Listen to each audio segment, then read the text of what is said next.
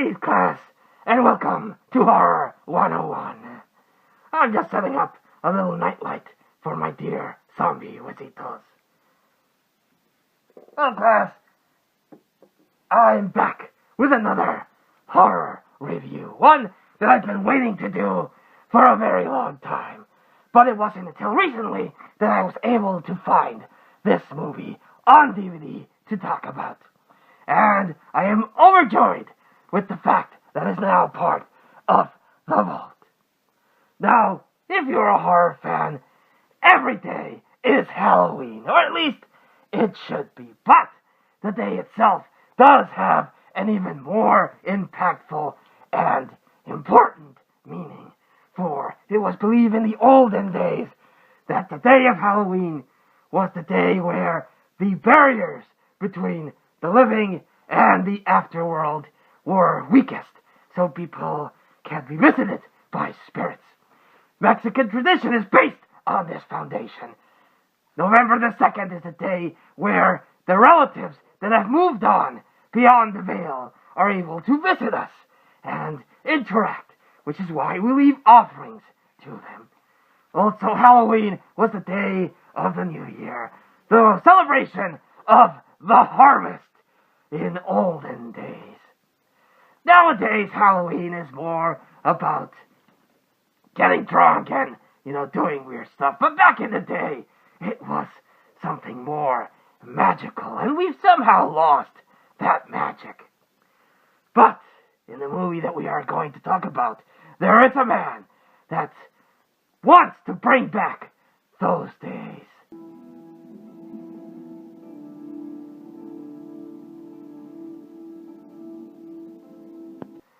Now, zombie wisitos, we finally found a use for your voluptuous chest. Let me just fondle your chest a bit here. And today, class, we will talk about Halloween 3, Season of the Witch. Not to be confused with the Nicolas Cage movie, Season of the Witch. Halloween 3 is the third part in what should have been an anthology series. Now, originally the plan was always Michael Myers, who pretty much spearheaded the modern slashers in 1978, which gave way to movies like Friday the 13th, Nightmare on Elm Street, and so on. The movie itself has a very, very important and close connection to yours truly.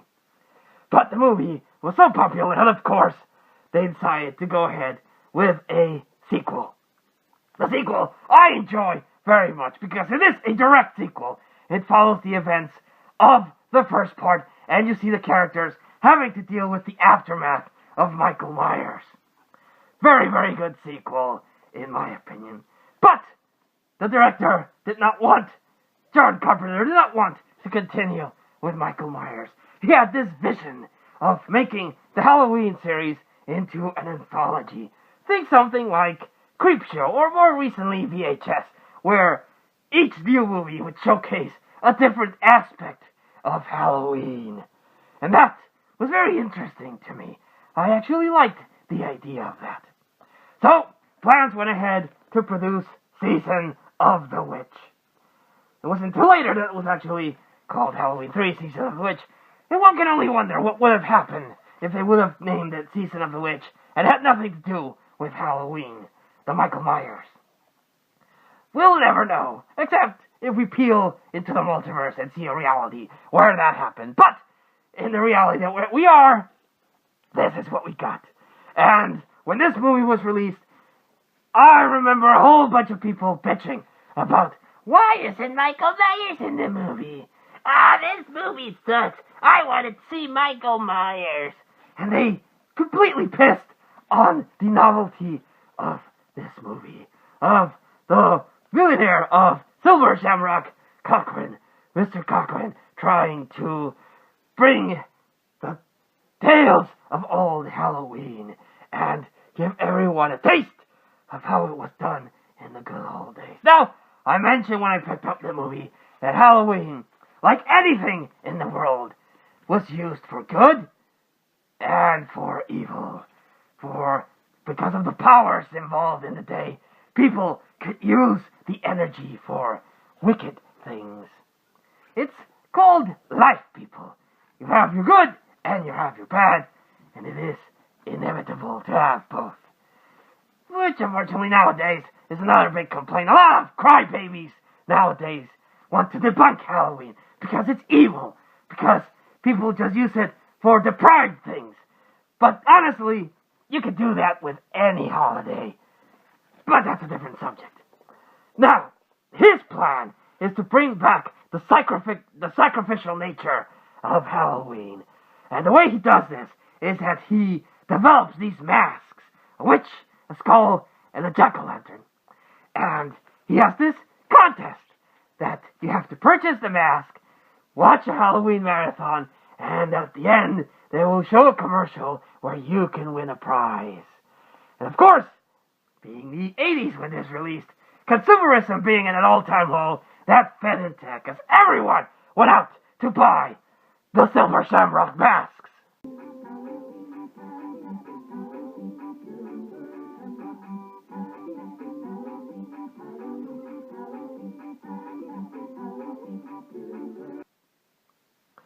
Yes, and he tries out and showcases his brilliant plan to actually make his plan go about.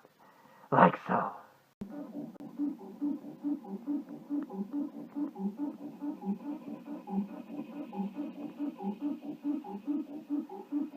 And honestly, when I saw that scene, I was, my hat, if I wore hats, my hat is off to you, Mr. Cochran, because that takes balls. And the movie has a good set of grapefruit balls because they off a kid.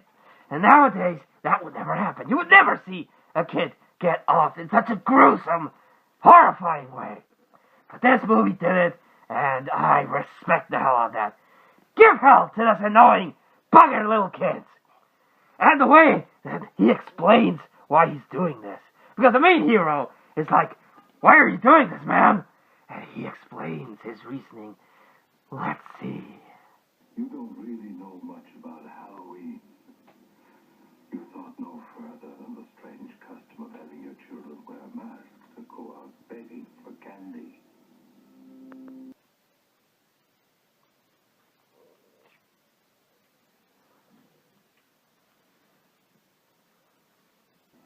It was the start of the year in our old Celtic lands, and we'd be waiting. In our houses of wattles and clay, the barriers would be down, you see, between the real and the unreal. And the dead might be looking in to sit by our fires of turf.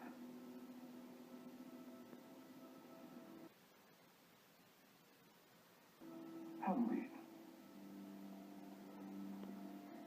The festival of Samhain. The last great one took place 3,000 years ago when the hills ran red with the blood of animals and children. Sacrifices is a part of our world, our craft, witchcraft. To us, it was a way of controlling our environment. It's not so different now. It's time again. In the end, we don't decide these things, you know. The planets do. Well, when it explains like that, you can't help but cheer for the guy. He has a point. People forget their roots. They forget tradition. So it takes a guy like him to bring it back and make people see it. I suppose the best comparison nowadays would be Thanos in Infinity War. He has a point. Get rid of half of the population, and the other half will have more resources to enjoy. There's too many population and too many people in the world today, in my opinion. Especially a lot of crybabies. If they saw this movie now, they'd probably bitch about, it's too horrible. How could you ever release it? And if someone even tried to release this today, it wouldn't even get made. It would get shut down faster than you could say Halloween. Yes. This is a very, very sad world we live in nowadays. But that's why I like to go back to the classic horror movies, to enjoy some good old times when a movie could get away with a lot more without being too violent or too aggressive. How I miss those days. But Halloween 3, Season of the Witch, gets a solid A+. Back when it was released again, a lot of people pissed on it. So it was a box office failure, unfortunately. But thankfully, people have rediscovered it, especially us horror fans. And they have grown to appreciate what a masterstroke this actually is. And again, I can't help but wonder what other glorious stories we would have gotten if the anthology idea would have been followed through. That is not to say, however, let me correct myself, that I did not enjoy Halloween 4. Although I was pissed at the idea of Michael Myers coming back after being so conclusively killed. He was in a coma and then woke up. But that movie I enjoyed because it has a very, very good mechanic with young Danielle Harris. You actually felt for her and her having to escape this crazy madman. And the ending to Halloween 4 was brilliant. That's the last Halloween movie that I'm missing.